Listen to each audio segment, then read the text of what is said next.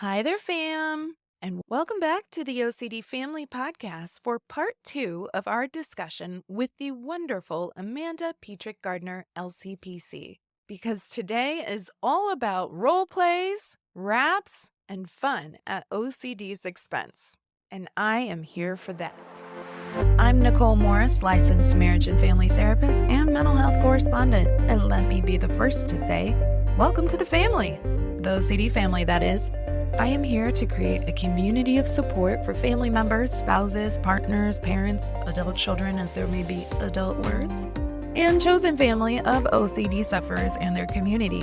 I've had over 22 years of experience in the mental health field, but please note that this information does not qualify or substitute as a diagnostic evaluation, therapy, or treatment, and it is presented on an as-is basis.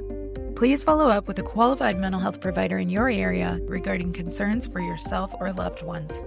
Thank you for joining us today. Now, let's get started. All right, fam. All right. So great to be back with you. March is coming to a close here, and I have to say, I'm in denial. It's Good Friday and Easter weekend for all whom observe, and not to be dramatic, but I'm getting Mercutio vibes here because there has been a plague on both my houses for my little family and for a lot of my client population. Nothing says fake spring in the Midwest region of the States like colds and flu. Blah. But I mean, didn't we all have Shakespeare on our bingo card today? Actually, let me tell you, fam, because we're family, right? So stories from our youth are a part of the deal. So when I was in high school, I'm dating myself here, but I'm okay with that. Baz Luhrmann's version of Romeo and Juliet came out, which is where that Mercutio quote derives from. And we had read Romeo and Juliet in like 9th or 10th grade English, watched the old version, all of that jazz. So when the new Romeo and Juliet came out, I really wanted to see it and I really wanted to love it. But I didn't, not at first. However, wouldn't you know, through the process of exposure, the more I saw it and heard it, the more I did love it. To the point that I would play it in the background, like as an alternative to music. And this was before streaming, folks. So you had to have like a CD or even a cassette tape because CDs were kind of still new. I'm that many years old. And so we had recorded it on a VHS. Yes, fancy state of the art VHS. If you know, you know. And I have to say, to that end, the music in the movie also was amazing, at least in my memory. It was amazing. I loved it. Baz Luhrmann, who also directed Moulin Rouge, which was also a favorite of mine. I'm letting my theater vibe show, but I loved it. I really did. And I love Baz Luhrmann's approach to directing and telling a story. It's great. And the music is always great. I love it too. And visually, it's stunning and all the things. And the film itself featured a young Leonardo DiCaprio before he ever set sail on that fated unsinkable ship, and a not-so-clueless Paul Rudd, which, honestly, I love Paul Rudd. He's hilarious and quirky and cute and charming, and actually he was pretty clueless in his role as Count Paris because that dude just couldn't take a hint. But I love that film. And since my brain was like, hey, Shakespeare, there's a little story from the vault from me. So back to present, while all my fam was sick this week, I somehow escaped unaffected. I maintained my health.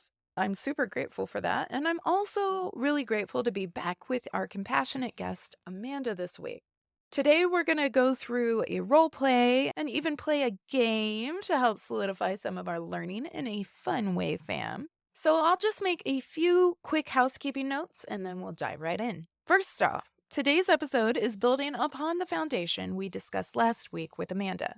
So, if you're tuning in for the first time or for any of our return fam, if you didn't hear part 1 of this conversation, then I highly recommend pausing here and heading back to last week's episode first because I think that the context is going to be very, very helpful, particularly if you're newer to inference-based CBT, otherwise known as I-CBT. And then after you're caught up, please come back because I don't want you to miss this role play where Amanda really helps us discover our client's feared possible self. And that brings me to housekeeping note number 2. Now, you're going to hear Amanda and I co-create this client's backstory in real time. And I want to note that while we created this client from an accumulation of our experience in the field, lived experience, and more, this client is not modeled after any one person. And while we are both all too familiar with the haunting types of inferences or intrusive thoughts that can torture our fellow warriors, this vignette is on harm-based OCD themes.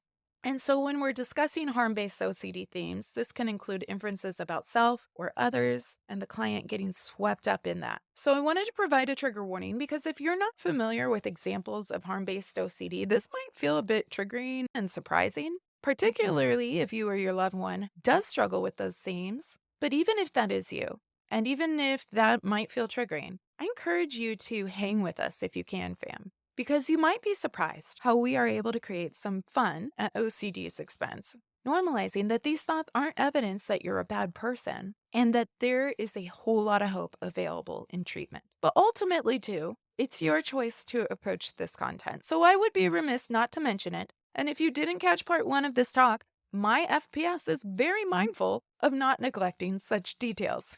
So please proceed with this discretion in mind. Okay, so last but not least, just a quick little reminder about the reintroduction, about our special guest expert and lived experience warrior, Amanda Petrik-Gardner, LCPC. Amanda specializes in the treatment of OCD and obsessive compulsive related disorders. She is currently treating in multiple states, but additionally, you may have heard some chatter, fam, about some legislation that is trying to help increase the portability of professional licensures across different states here in the US. Now, that was a whole mouthful of wordy words, and essentially what that means is something called the Counseling Compact has been created, and I'm going to link some info about this as well as other details on Amanda and everything we discuss on this episode's blog at ocdfamilypodcast.com. Because when we talk about treatment portability here in the States, this is talking about someone who is licensed in one state's ability to practice or see a client in another state. So if a client goes on vacation or to college or has a family move or a job change that takes them out of their current state of residence, this contract is going to allow for more people to be able to keep their providers via telehealth. And that's super important. Because whether you're in the military and being relocated, going to school, it's really, really tough if you have to lose your trusted provider or feel like you have to start completely over because of your physical location. So while historically the portability between states has not been great, there has been a lot of advocacy and movement here in the US to make this easier for clients and providers. It's really great news, too, for us providers, because I can tell you moving from California to Indiana, getting licensed in your new state can be such a pain in the bootay. And you can't see clients in your new home base until you're licensed there. And frankly, that can suck. It's actually even worse for practitioners that are moving to California. I feel for y'all if you're not already licensed there, because they've got their whole own spiel over there that can require folks with decades-long careers to practically start over because their mentality is like, girl, you don't go here. I mean, sorry, not sorry, California, I love you, but you're not that cute. So while the Interstate Compact isn't in effect yet, and it's not going to include California, surprise, surprise, yet, I guess I should say yet, things could change. Pigs could fly. I don't know. It's possible, right? And so even though that compact isn't in effect yet, the legislation has been passed for up to 33 states, with potentially more to come, and the commission is projected to start granting practice privileges before the end of the year. So this will be a huge game changer in treatment access, and it really is exciting for folks living in states or areas where there are very few OCD providers. So who knows, by the end of 2024, you might even be able to inquire upon Amanda, our guest, or many of our other guests that are treatment providers here in the US. And in my humble opinion, this will level up the hope factor. Also, I should clarify, this isn't just valid for telehealth as far as I know, but for many people that commute from one state to the next, it isn't going to be great. This is great news, though, for people that live on state lines, where maybe their closest practitioner is technically in another state and they're not licensed to be able to see you because you live 400 feet over the state line. I mean, it's ridiculous. And so I'm very, very happy about this. And Amanda lives in a state where that will open her up to be a compact provider as well. But as we said last week, she is already treating in a number of states. And so again, if you got last week's episode or you paused and you went back, then you were able to hear all the different places she's already treating. It just means there's more opportunity for the future. So I realized that was pretty US-centric chit-chat, and we definitely have international fam too. But I just wanted to give you guys a little insight on what's happening here on the US front, and I would encourage any of the international fam curious about the portability of treatment across different country lines, province lines, all the rules and regulations. Definitely check up with your country's governing authority on this. But it's worth checking out because the wider the treatment net, the more hope we have. And with that, let's go ahead and hang out with Amanda because it's going to be fun and an informative chat, and I just can't wait to share it with you. Welcome back, and it feels like just yesterday that we were hanging out, Amanda. Thank you for having me back. Absolutely, absolutely. So today we are going to go and have some fun doing a role play. And Amanda's going to nail it because she basically nailed it last episode. I think we naturally had a role play almost come out of that, of what are the I know the things. real self. Yes. Yeah. And I think that was a good example, not just for me and my coffee. So it's going to be really great. And I think that a lot of people tune in and want to hear role plays. I remember going to one at IOCDF. I think it was on emetophobia, and it was like during the entire Q&A section that people were like, can you just keep role playing? Can you just keep role playing? Because they were like so hungry to see examples. What I always like to preface is this is an example. And OCD is so flippin' creative that it can come up with anything under the sun, literally, right? So this isn't like the do it this way every time you must, right? This isn't a robotic answer. This is just really giving people an example of what these concepts that we discussed last week look like in practice. And again, this isn't therapy. So this is just trying to provide and illuminate some perspective. Anything you want to say to the fam before we dive in on this? Exactly what you said, how this example will be very different based on somebody else's content of their obsessions and what their vulnerable self or feared possible self is. But in general, this is kind of what we do to find out somebody's feared possible self. Yeah. So what we're going to do is, how about this? I'm just coming up with this. Let's do a once upon a time, maybe 4 sentences. You and I are ping pong back and forth, and we're going to create a vignette for a client. And then I shall play client and you shall play therapist in terms of what it looks like figuring out this feared possible self and vulnerable self names. So we'll kind of ping pong back and forth. It'll give us a basic vignette. And then, as you can see, we're improving it in real time. But this is how OCD works. And so we're just going to come up with something collaboratively creative and do it. So how about this? Once upon a time, there's a woman who is in a serious relationship with her boyfriend. And she was having constant inferences, or what some people call intrusive thoughts, but in I-CBT we call inferences, that she could harm him, whether she worried that what if I could just stab him with this knife right here, or I could suffocate him when he was sleeping. And so naturally, she got all her Ginzu knives and locked them up in safe places. And in fact, scissors, even the safety scissors, because we know, when I was in kindergarten, I cut my own hair with safety scissors and weren't that safe. They could cut through things, and I would be the one that would commit manslaughter because I don't really want to do it with the safety scissors. That's too bad. Trigger warning in this one. Okay. And last sentence to our vignette story here. And even when she wasn't around him, she would worry when driving. What if I would hit a pedestrian? What if I just purposely wanted to hit them too? Right, because kill is going to kill, right? And that's who I am. I'm a killer, potentially. So, right. Okay, so I am in therapy with you, Amanda. And this is me. This is me and all my killing wildness. So we are going to presume that we've done some of the psychoeducation already in understanding I-CBT and how it works. Do you want me to give you the psychoeducation on feared possible self Yes. or Yes, let's do that. Let's do a reminder so that we can frame what we're looking for and what we're thinking about in this. Yes, please. If you would be up for sharing that, that would be awesome. so we're exploring what your vulnerable self theme, but especially what your feared possible self is. Everybody, everybody has vulnerabilities or sensitivities, things that they're just kind of a little bit vulnerable to, things that get sticky. This is not unique to OCD. But what is unique to OCD is that we then get inferentially confused. Sometimes we become obsessed or have doubts around who we could possibly become. What's interesting is that these fears of who we could possibly become typically are the exact opposite of who we really are.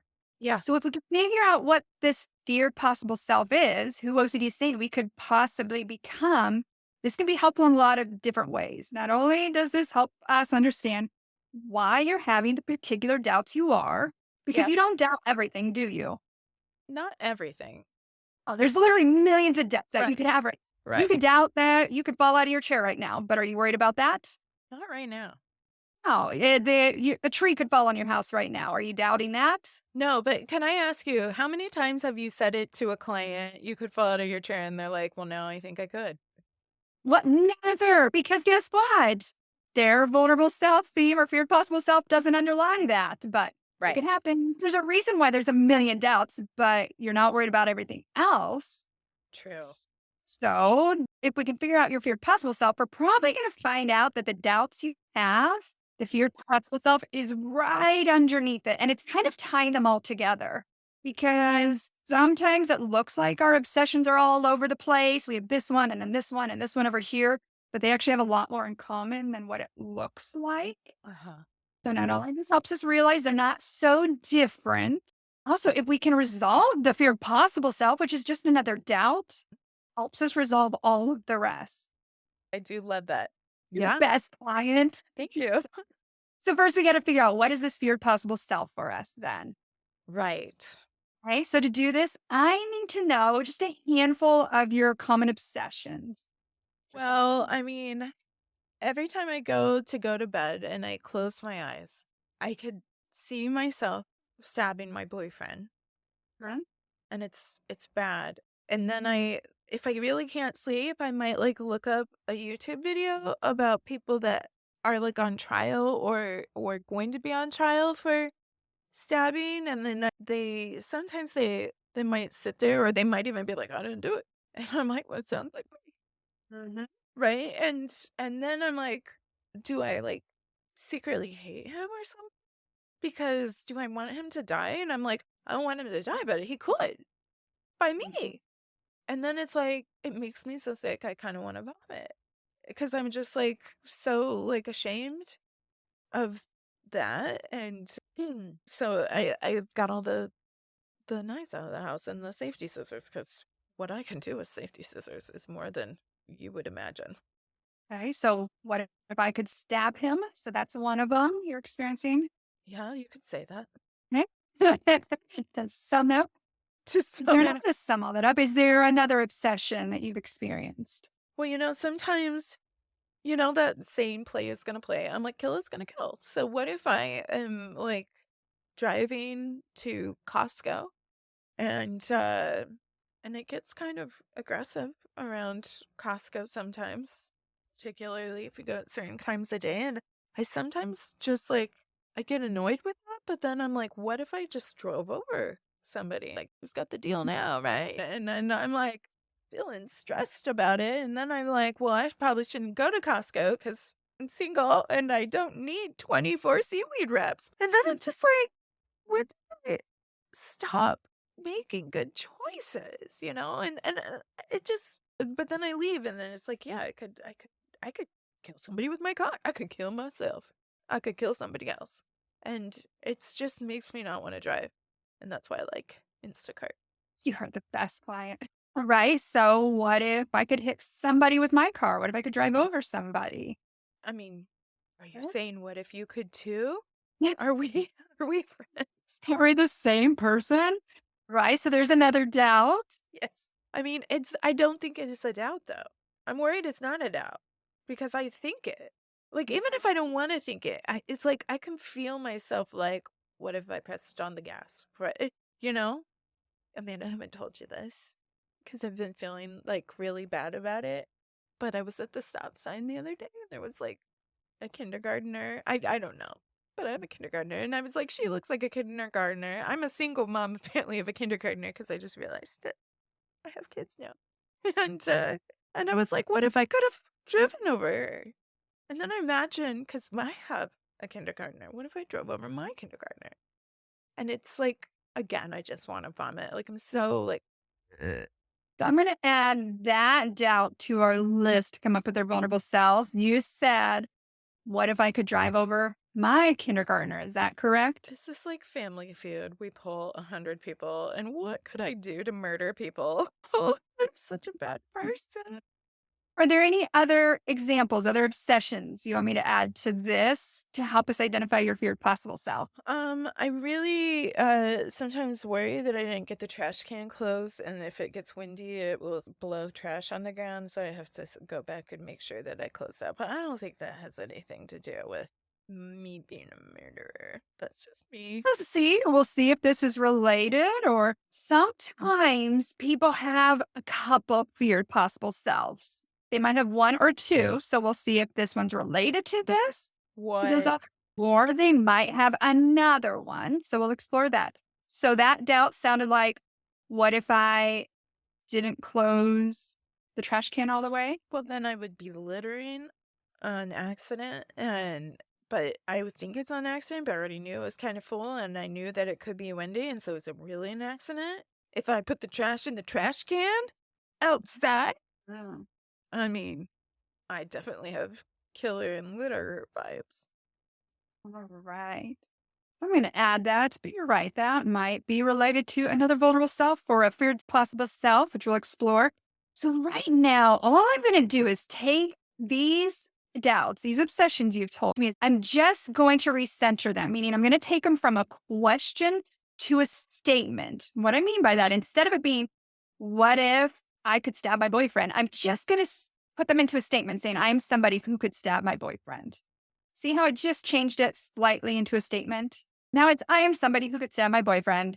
I am somebody who could hit a pedestrian with my car. I am somebody who could drive over my kindergartner. I know that's so hard to hear. Here, I just changed it slightly, but I want you to hear those three phrases again. And all I want you to do is just think about the common denominator. What kind of person does these things? So listen to it. I'm somebody who could stab my boyfriend. I'm somebody who could hit a pedestrian with my car. I am somebody who would drive over my kindergartner. What's the common denominator there? What kind of person does those things? Bad person. Bad person. Anything else come to mind? Killer. Mhm. Dangerous. Mm. Not paying attention. Mm. Immoral. Ooh. Neglectful. It's not good, You just, Amanda. you know what? I'm going to go ahead and add it in though. Because here we didn't know if this would relate, but let's go ahead and add in that I'm somebody who might not close my trash can all the way. Me, Amanda. So what about if we added that phrase in there? I am somebody who, doesn't close their trash can all the way, and trash just flies all over your neighbor's lawn. Guilty. It's a common denominator there as well with somebody who also drives over the kindergartner or hits a pedestrian. I mean, yeah, it's not probably as bad, even though global warming and litter and trash is bad. Maybe it's worse. Maybe I'm killing the planet. I'm the antithesis to Captain Planet. So I'll pause for a second here because what we would do at this point, because you came up with a lot of, again, I like to use the phrase common denominator, things that kind of tie all of these together. Oh, yeah. With a client, we would either kind of look at, you kind of have the bad person, dangerous, monster evil kind of route. Some clients might go down that route and recognize that's my fear. OCD is always saying you could possibly be some kind of immoral, dangerous, evil kind of person. And we'd see which one is it more hitting on. And I'll explore with clients, like out of all of those, which one almost sucker punches you more? Like when you hear it, I got sucker punched by hashtag monster vibes. Mm. Yeah, like, cause monster, I feel like, is like, killer's bad, but then I'm killing the planet, and I'm like, "Oh, Ooh. oh, monster."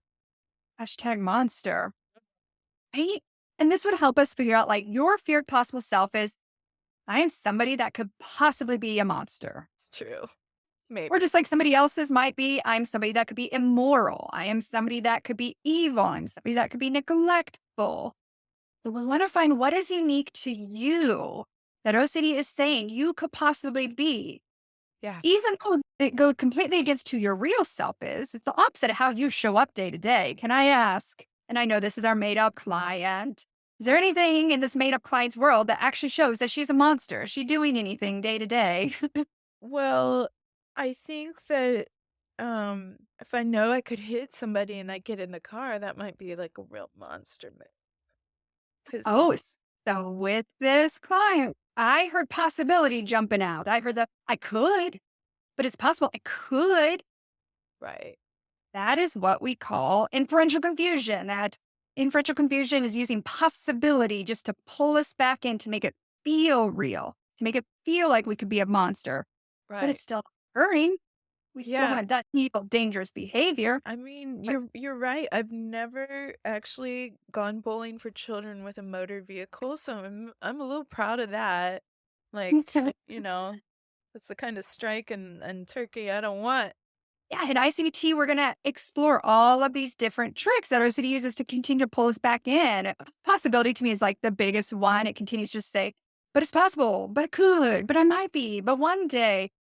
But is that happening in the here and now? Like, is anything in your real self showing that you just do these evil, dangerous, negligent things? Well, I mean, I did take the last of the espresso, and I knew my boyfriend would want it too, but I got it first. Monster! I know. But I suppose that's not the same as killing the planet. That's what we infer about that person. Takes the last. What was it? The last of the espresso beans. I kind of felt like I needed it though. Just a mom that needed her espresso. Single mom with a kindergartner, yeah. Mhm. And a boyfriend that I might murder. Love the turn that took. Yeah. Where we if we can find what ties all of these together, we're Mm-hmm. more likely to find that ultimate doubt that's hiding or lurking below all of them. So, like in this story, it might have been a monster or dangerous or evil. Or you threw in that trash can example that threw me for a loop. That might have been, yeah, Yeah, it might have been. But then we saw how it was giving monster vibes for me. monster vibes. Right? That's how we do it. And again, it helps us recognize why you don't doubt if you're going to fall out of the chair right now because that wouldn't make you a monster. So you just probably trust your senses right now. You're just living in the moment. Love it. And scene. I think that's a really helpful explanation of real Oh, for self sure. or possible, whatever, the FPS. But yeah. No, I love that. I love that. And I think that it really can make such a difference when it clicks for somebody going, yeah, I could see how that's kind of monstrous vibes. And then the evidence that they do give you, again, you're bringing in some of that real self, laying that foundation there. And you're able to see, like, even if I took the last of the coffee beans, that's not exactly the monster vibes that I was like really in my head about if I was obsessing about what if I could hurt somebody or things like that. And so I will say, fam, again, if you're new to OCD and you might be like, why are we napping about killing and murder? And it's like, the thing is, OCD is that gaslighter going, this is you could be the killer or the murderer, right? And what we're laughing at is OCD's ridiculousness in that. And that's part of what is pretty special about treatment. The things that keep you up at night, the things that could keep you living in terror can also become the things where when we just figure out the illusion, we get exposed to how the trick is done. That trick holds no more power. The woman isn't sawn in half. It's so life-giving to somebody that has lived experience, but also for you, family, going from someone living in survival mode to thriving because that's not an issue And it's pretty radical in some cases too. Can be these smaller things, but it can be these big things where you're like, that's never going to change for me. And it does, just from understanding what side of the elephant we're at. And, we discussed ERP last week, which is exposure and response prevention, and that also can bring a lot of healing and recovery for folks. It's just a different method. But this was really a great example of what it can look like going into treatment and working towards finding out who is that feared possible self. And I don't know about you. I've talked with some clinicians, and I think I was there particularly when I was learning in the beginning, that are like, I get a little stuck figuring out that feared possible self sometimes. Like, what is the common thread or the need? It has to all thread together. How do I make the trash can fit in there? It's not always going to fit in there, like you said. And it doesn't have to always fit in there, right? And that's honestly, my mind went to, that's going to be its own separate thing. But you found a way to tie it in. And that's why I mentioned you can have one or two, right? But you found a way to nicely tie them all together. I mean, we like a expecting that. We like a nice little. Oh, I love it. Okay, so we are gonna play a game. If you're up for it, Amanda, I can change the prompts, by the way, if you're like, I don't know about this one. You're apparently going to learn how to rap today, guys. Maybe the odds will ever be in your favor and you will not. It's possible. It's a relative possibility, though. More than a possible. I get rap on my very first one. Let's see. That would kind of be funny to me. Okay, so here is what we're going to play today, folks. We're going to play Tell Me Without Telling Me. I've never played this game before. Have you? No. No, but I think it's going to be a winner. So what we're going to do for the purposes of today, so that we can be sneaky and have our own cards, I'm going to have you come up with 5 ideas, concepts, something related to OCD work. We're going to come up with those words, and then, fam, we are going to have to guess each other's concepts, and no pressure, but I'm going to keep score, Amanda, and I'm in it to win it. No, I'm kidding. I'm so competitive. I am too. So I say I'm kidding, but I don't know how to turn it off sometimes. But we're going to come up with 5 concepts each. And okay, here's what I'm going to do. I'm making rules as we go along. I'm going to give us a 30-second timer. And if the other person guesses it, then they get a point for guessing it correctly. And then whoever has the most points at the end gets to real self-brag. I'm in. All right. So I'm going to come up with, you got your 5 already? Got my 5. Oh, wow. Dang. You're good. There's the point. Okay. So, fam, if you've been around for any of my other game episodes, you know I like to play games because that's family. We love to play games. And I am going to incorporate my buddy Chat GPT again. And Chat is going to play the role of the die today. So our die choices are to either give clues in 1-syllable words, give clues in rap form, or clues in question form. And the key is we can't use the words in it that are actual answers, as I would imagine we could guess. Ready? Do you want to go first? Or... I am going to go first. Okay, yeah. Get in there. Go team. Okay, so 30-second timer. But first, I'm going to have Chat tell you what you're going to do. And I'm just going to run a timer on my iPhone. So we're going to have Chat roll. And you're giving clues. I get rap on the first one. Okay, Amanda, when you're ready to go ahead and go, and I'll hit the start. I'm figuring out rhyming words right now. Okay, you ready for this? Yes. Okay. This is what I'm afraid to be, but it's not really me. We gotta figure it out so we know what I'm not all about. Oh, feared possible self. Yeah. Oh, but you get the point now. To get the point. In less than, it was at 17 seconds. Impressive. You did really good. Yes. Okay, now I'm gonna roll again. Oh, 1-syllable words. Good. I'm here for this. Okay, let me get back to my timer here. I love it. Okay, all right. Blow. Oh. Wand. Kid. What? Absorbed. The bubble. Yes, the bubble. Oh my gosh. Are we blowing? A bubble. Oh my gosh. We don't really blow the bubble in OCD, but I was like thinking bubble. So Oh my goodness. My mind was going all these I places. know. That was kind of hard, actually. All right. So we're going to roll for you again. This is fun. I'm liking it. I am liking it. What do you think, Amanda? I like it. I just don't want another wrap. That's all I got. All right. No whammies. Let's try for you. Oh, in question form. Okay. But maybe I will just keep repeating this task over and over again until my compulsion goes away. Compulsions. You got the point. I got the point. Oh, man. I'm going to take that narrow lead and hold on to it with the jaws of life. Okay. Anxiety with this game. I'm on edge. You got it, though. You got it. You got it. Okay. We're going to roll again. I'm here for this one syllable word. Okay. Do. Exposure. Wow. Was it? That's amazing. Yes. Yes. Oh, I would show you my favorite, but I would show you all my other. Bonus points. Yes. That was like record fast. Not going to lie. That was impressive. Okay. Let me get my timer reset here. There we go. Roll.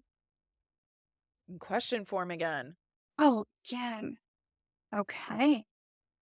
What if I just face this fear over and over again?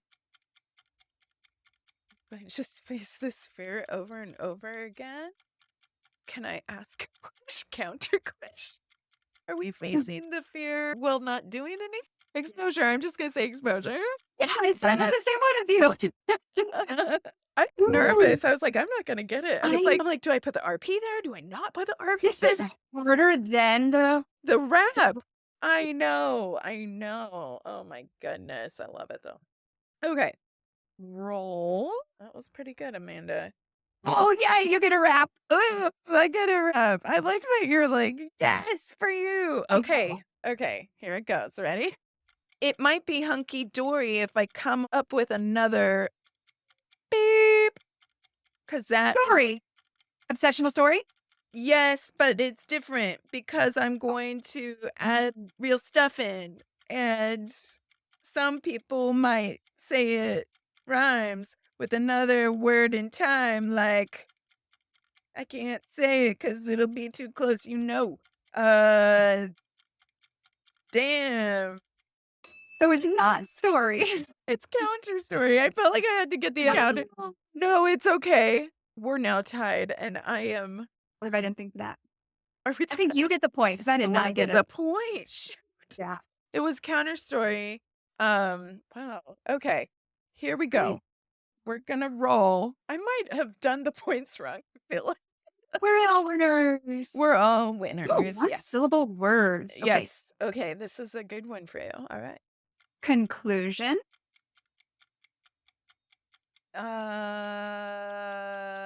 Is that a one syllable word? Yes, conclusion. Well, that's I'm gonna say inferential confusion. Close.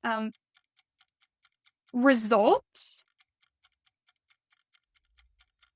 Result. My brain just went blank. Oh, you got it. What is it? Friends. Oh, duh. Yes. Yes. I was going too far, if you can imagine. Okay, you're coming back for a comeback here. Now I'm gonna wrap my last one because I got it ready. I've been preparing. You are? I hope you. Yeah, I hope you. I'm get- cheating and I already wrote it. You wrote your rap?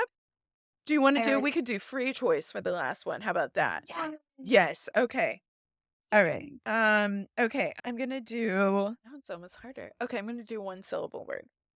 Okay. I love that you came up with a rap. Man, you really went on a journey with the rap. Yeah, no. She's like, I don't want the rap. And she's like, no, I have it. I have it planned for it. Okay. Oh, wait, but we're not on the last one yet, are we? Oh, 'Cause you still have 2 more. I have 2 more. Yeah, I was gonna say. Okay, I should probably have chat tell me this one. And then the last one I'll do as free choice. Ooh, a wrap! Okay, okay. Let me get my timer. When we map this out, we figure what it's about. We start with a trigger and end. The obsessional sequence. Yes! Nice job. Nice job for you, too! Your rapping skills are superb. Thanks. I feel really Okay. I feel good about that. Free choice because I've been cheating. Okay. At my rap. Oh. This is the real me that shows up in reality, and it's who I'll always be. Ooh, real self? Yeah. You Like- did that one really fast, too. It was like 8 seconds. Okay. And then here's my last one, free choice. I'm going to do the 1-syllable word. Okay. Let me get my timer ready. Okay. Present. Here and now. Yes! We are so good at this. We need to be a team and challenge other people next time. We should. We can be on a team and we will take suckers down. I'm gonna Yes. save my raps for next time. You should. I liked that end wrap. That was very good. Thank you. What I learned is that everything rhymes with be and me in reality. So It actually works out quite well. use that. Yes. I love it. Amanda, you are such a good sport. Fam, when I told her that I had preset, because in this game, I guess you can like act it out or you can draw things, which is hard for the fam if they're like, out running or washing dishes and things like that. So I was like, I need to do it. I got to think about like, what can we hear and get enough clues for? But yeah, I mean, we just kill at this game. Kill is gonna kill. We would kill at this game. You're a monster. We're a monster team. That's right. It's a monster mashup. I love it. Alrighty. As we end our time together, which again, Amanda's been gracious enough to be with us for 2 weeks in a row. You're not tired of us yet. I love it. But I do want to make sure people know where they can find out more about you. And you're an author now. I'm really excited about this reassurance seeking book. So I have a book. So it's a workbook for anybody that struggles with reassurance seeking compulsions. And it includes ERP techniques, I-CBT techniques, and ACT techniques. And it's the compulsive reassurance seeking workbook. And I have my next I-CBT training for clinicians in May. You can either check me out on my Instagram or my website. So I'm going to have links to Amanda's Instagram and practice. Very few people are creating content around I-CBTs on Instagram. So I feel like you, Catherine Goldhouse, Madison, Obsessively Strong, you guys are all doing I-CBT content. Also, some ERP content and different infographics. And so I love the infographics that you have. And you're also a provider. Yeah, and Compact, which is coming so Compact. pretty soon this year. Yeah, it will be available. I think there's like 34 states. So that's exciting. Hey, so there's lots of really fun things on the horizon this year. Compact that expands treatment options. But I'm really excited about this reassurance seeking book. Reassurance seeking is one of the most common compulsions. And the statistic is somewhere upwards of 94 some odd percent that if you have OCD, you do reassurance seeking. And then even the kind of caveat to that is, and even if you didn't report that you did that, you pretty much do reassurance seeking because it's common outside of OCD too. People want to know, like, am I on the right track? But OCD really, it's never enough for OCD. And so to be able to approach that from an exposure and response prevention lens, from an inference-based CBT lens, and from an acceptance and commitment therapy lens, which is what ACT is, guys, what a great way to kind of match it up. And you can go, okay, which of these resonate with me? Or also just see how the different styles can be done. And all research-based, and I really love that. So we'll be on the lookout for that. Thank you so much, Amanda. This has been very fun. And Thank you so much. yes, and I think you rocked it on the role play. Look at you rocking it on role plays and raps. It's like an alliteration station know. here. But role plays and raps, you were like there for it. You wrote out a rap. She chose the rap, and I'm loving that. Ah. Loving that. So thank you. And yeah, we are excited to continue to see what you're doing. Can't wait for that book to come out and just really appreciate your time here with the fam. Thank you, Nicole and the family. Intrusive Thoughts. All right, fam. How fun was that? I mean, I think this point structure on the game is really rigged because somehow I feel like whether I was winning or losing a round, somehow I was getting the point. So I totally botched that up. She was still a good sport, and I agree with her final assessment that we should team up. But also, I enjoyed our conversation, and I just really hope you found it helpful too. So, another special thanks to Amanda for hanging out with the fam, and a quick reminder that you can learn more about her, her practice, compact, all the things over on this episode's blog at ocdfamilypodcast.com. Okay, so this brings us to our intrusive thoughts segment, which for our new fam is my application segment of the show. And I do this application segment because in the therapy world, and in particular the CBT world, we are big fans of what we call cognitive feedback loops. It can be very helpful, especially when we have some new learning, because when we practice something, it gets easier, and we could all use some of that. So, we take this time every week to put what we're hearing over the course of the episode into practice and applying it. And I find this helpful too because sometimes we're like, I totally get and jive with what I heard, but I have no idea how to apply that. No worries though, fam, because we're better together, right? And this isn't my first rodeo with OCD or with I-CBT, so I've got you and we can figure it out together. So for this week's application, I'm actually going to go back to something I mentioned at the top of the episode because I do like to create a bow here, tie things together. And I'm going back to Mercutio. Now, I mentioned Mercutio a bit tongue-in-cheek, which led to my regaling of Baz Luhrmann's Romeo and Juliet and all that jazz. And remember how I said I used to play the movie and listen to the audio like I would music? And I kid you not, at one point, I think I had the entire play memorized, and the nostalgia of thinking about it right now makes me almost want to stop and rewatch it today. But I also mentioned that the music from Baz Luhrmann's recontextualization of Romeo and Juliet was chef's kiss. And as I recalled the music, my mind centered on the song that a little amazing boy by the name of Quindon Tarver sang during the film. I love this song. I loved it then. Thinking about it even right now, I'm filled with love. I love it. But I love it even more when I revisit the lyrics with fresh eyes, knowing all I've learned about OCD and all I've learned about this fierce OCD family community.